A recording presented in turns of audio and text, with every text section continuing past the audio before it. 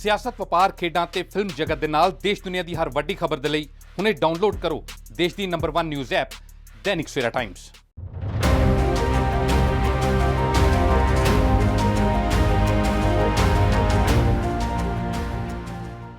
ਦਿੱਲੀ ਦੇ ਰਹਿਣ ਵਾਲੇ ਇਹ ਪਤੀ ਪਤਨੀ ਖਾਸ ਚਰਚਾ ਦੇ ਵਿੱਚ ਨੇ ਅਤੇ ਖਾਸ ਕਰਕੇ ਗਰੀਬ ਪਰਿਵਾਰਾਂ ਦੀਆਂ ਖੂਬ ਅਸੀਸਾਂ ਵੀ ਲੈ ਰਹੇ ਨੇ। ਦਰਅਸਲ ਦਿੱਲੀ ਦੇ ਰਹਿਣ ਵਾਲੇ ਹਿਮਾਂਸ਼ੂ ਕਾਲੀਆ ਨੇ ਆਪਣੇ ਵਿਆਹ ਮੌਕੇ ਦਾਜ ਦੇ ਵਿੱਚ ਕਾਰ ਦੀ ਬਜਾਏ ਐਂਬੂਲੈਂਸ ਲੈਣਾ ਮੁਨਾਸਿਬ ਸਮਝਿਆ ਤਾਂ ਕਿ ਉਹ ਆਪਣਾ ਸੰਕਲਪ ਪੂਰਾ ਕਰ ਸਕੇ।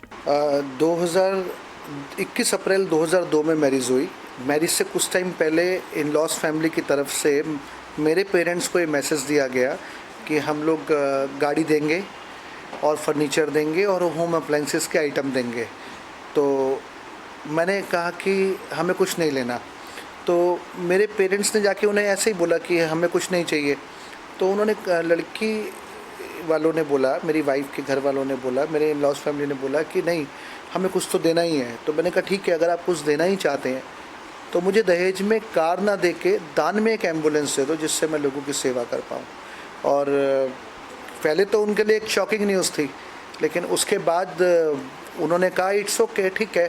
और मुझे बड़ी खुशी हो रही थी जब मैंने देखा शादी के मंडप के बाहर एम्बुलेंस सजी खड़ी थी और मुझे मेरा साफ मिशन संकल्प। ਪੁਰਾਣੀ ਦਿੱਲੀ ਦੇ ਵਾਸੂਦੇਵ ਨਗਰ 'ਚ ਰਹਿਣ ਵਾਲੇ ਹਿਮਾਂਸ਼ੂ ਕਾਲੀਆ ਨੇ ਦੱਸਿਆ ਕਿ ਕੁਝ ਸਾਲ ਪਹਿਲਾਂ ਵਾਪਰੀ ਇੱਕ ਘਟਨਾ ਨੇ ਉਸ ਦਾ ਨਜ਼ਰੀਆ ਅਜਿਹਾ ਬਣਾ ਦਿੱਤਾ ਕਿ ਉਸਨੇ ਗਰੀਬਾਂ ਦੇ ਲਈ ਐਂਬੂਲੈਂਸ ਸੇਵਾ शुरू करने का संकल्प ले लिया। जब उन्होंने मुझसे पूछा कि इसके पीछे आपका मकसद क्या है और आप ऐसा क्यों कह रहे हैं, तब मैंने उन्हें बोला कि 1992 में मेरी उम्र 14 साल थी और मेरे पापा का एक रोड एक्सीडेंट हुआ था जिसमें हमें कोई सुविधा नहीं मिली थी और हम लोग बहुत मुश्किलों से रिक्शा और ऑटो रिक्शा से अलग अलग नर्सिंग होम डिस्पेंसरीज में घूमे थे। और फिर उसके बाद हम लोग अस्पताल पहुँचे, रात को 1:30 बजे एक्सीडेंट हुआ था, शाम को 7 बजे। और आरएमएल हॉस्पिटल में जब मैंने कहा कि डॉक्टर साहब यहाँ इतनी एम्बुलेंस खड़ी हैं, आप कह रहे हो इनको एम्स लेके जाओ, मैं 6 घंटे में तो यहाँ पहुँचाऊँ, अब मैं एम्स में कैसे लेके जाऊँ, मेरे पास तो ना पैसे हैं, ना कोई वाहन है, ना कोई साधन है। तो सर इतनी सारी एम्बुलेंसेस खड़ी हैं तो क्या एक एम्बुलेंस नहीं मिल सकती जो मेरे पिताजी को हॉस्पिटल तक छोड़ दे जिससे उनका इलाज शुरू हो पाए। तो उन्होंने बोला कि नहीं, इसके लिए अप्रोच की ज़रूरत पड़ेगी और वैसे भी इस समय रात को 1:30 बजे का टाइम है तो अवेलेबिलिटी नहीं हो पाएगी। तो मैं और मेरी मम्मी ने कोशिश करी कि लोगों से हेल्प लेकर के किसी तरीके से इनको एम्स तक पहुंचाया जाए। तब एक ऑटो वाले को बड़ी दया आई हमारे ऊपर, क्योंकि हम लोगों को हाथ दे दे के रोक रहे थे कि कोई हमें हॉस्पिटल तक पहुंचा दे।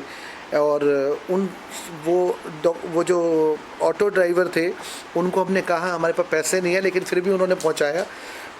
वहाँ पे हॉस्पिटल पहुँच के जो सबसे बड़ा मेरे लिए झटका था वो ये था कि डॉक्टर ने बोला कि आपको क्या लगता है कि ये 7-8 घंटे में आप हॉस्पिटल लेके आ रहे हो, ऐसा करने से ये बच जाएंगे? तो मैंने कहा नहीं डॉक्टर साहब, फिर भी आप इलाज तो करें, देखिए क्या हो सकता है। कहते इस समय आपके फादर कोमा में चले गए हैं और कोमा में इसलिए गए हैं क्योंकि इनको समय से इलाज नहीं मिल पाया।